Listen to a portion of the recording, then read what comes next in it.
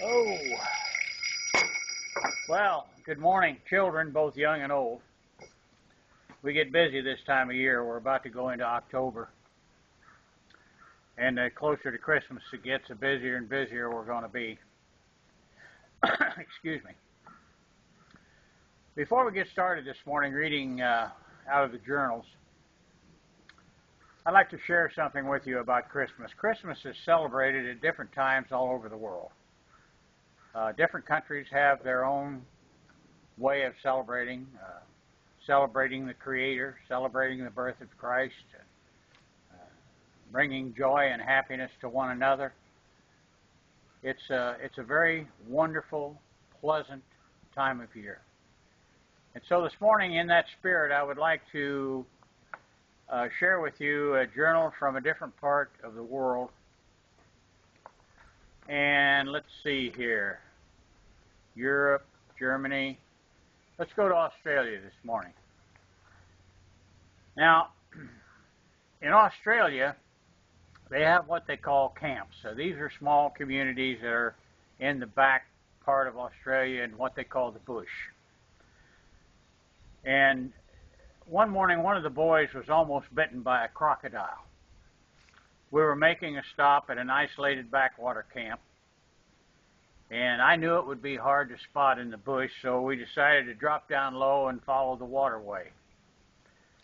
We were weaving our way along and slowly looking for the place when all of a sudden, straight up out of the water came a huge crocodile after one of the boys. Now the boys, again, I call them the boys. Actually, they're the boys and the girls, but to make it easy, I call them the boys.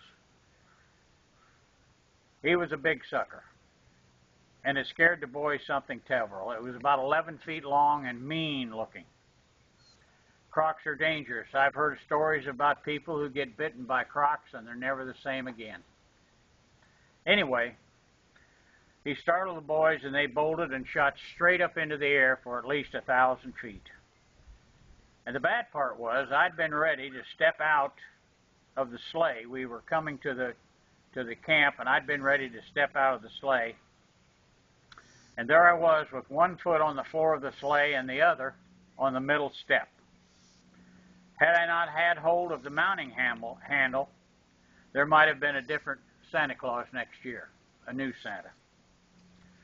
The boys are trained to complete my rounds if anything really bad goes wrong. It's not done as it is normally, but the mission would have been completed and presents would have been scattered on lawns and rooftops, but at least they would have been delivered. Where was I? Oh, yes. There we were, hanging straight up and down 1,000 feet in the air. Now, I'm not as agile as I used to be. And this wasn't like sliding down a one-story chimney or a two-story or even a three-story chimney.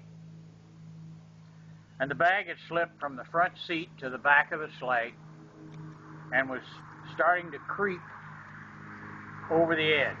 If it had fallen, Christmas would have been postponed that year. I would have been forced to explain to Leonard, who's my tailor, why we needed to make a new bag, and Betty, that's Mrs. Claus, would be most unhappy with me. She puts my lunch in that bag. Using all my strength, I pulled hard on the mounting assist handle and lunged for the bag, and I managed to grab it just before it fell out. I pushed it under the front seat and climbed back inside the sleigh. And we were still straight up and down 1,000 feet in the air. That's a scary thought. It took about 5 minutes of precious time to get the boys calmed down, but I managed to do it, and they seemed fine. However, my trouble wasn't over.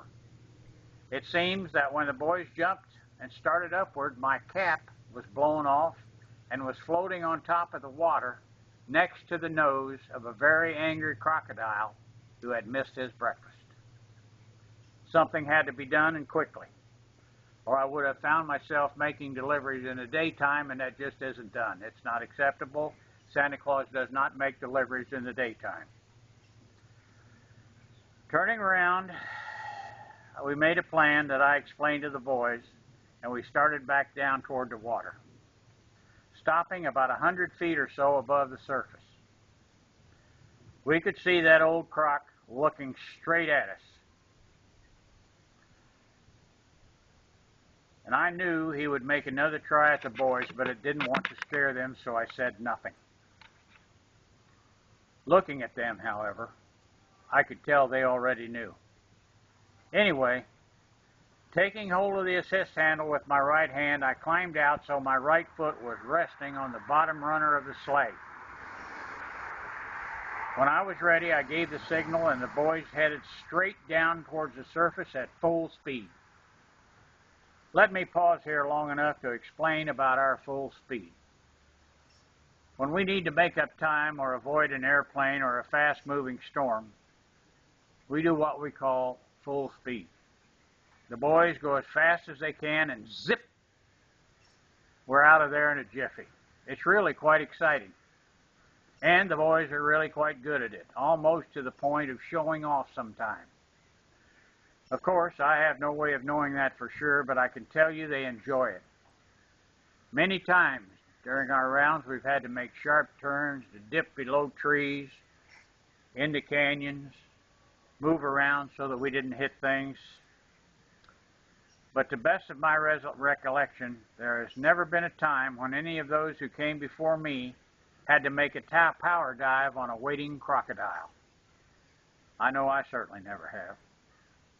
We were, however, making one now, and we were streaking toward that old croc at lightning speed. Just at the right moment, the boys changed directions from straight down to straight up. The boys changed direction so quickly and sent the sleigh and me whipping towards the surface of the water. Their judgment of the distance had been perfect. Just as the runners touched the water, I leaned out and grabbed my cap, and in almost that same instant, the sled shot right back up into the air. Now, the croc had seen us coming and had timed his leap out of the water so he would be able to meet us in the air and finish his breakfast. Fortunately, his timing wasn't as good as ours, and he missed. But he was close enough that when I leaned out to grab my cap, there I was for a second. I was able to look him right in the eye.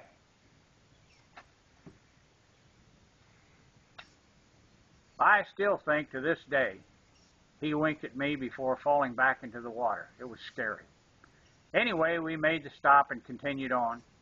I tied my cap to the right front of the candle lamp on the sleigh to let it dry, and I will have to be more careful from now on. I like making these rounds, but it's those little things that get you. I may ask Leonard to see if he can fix me up with a chin strap from a cap. Not sure how it would look, but it's worth looking into. Now, before we close today, children, I would like to tell you to look forward to Christmas, tell you to mind your mother and father, and do the best you can. I'll see you next week at the same time. Have a good week. Goodbye.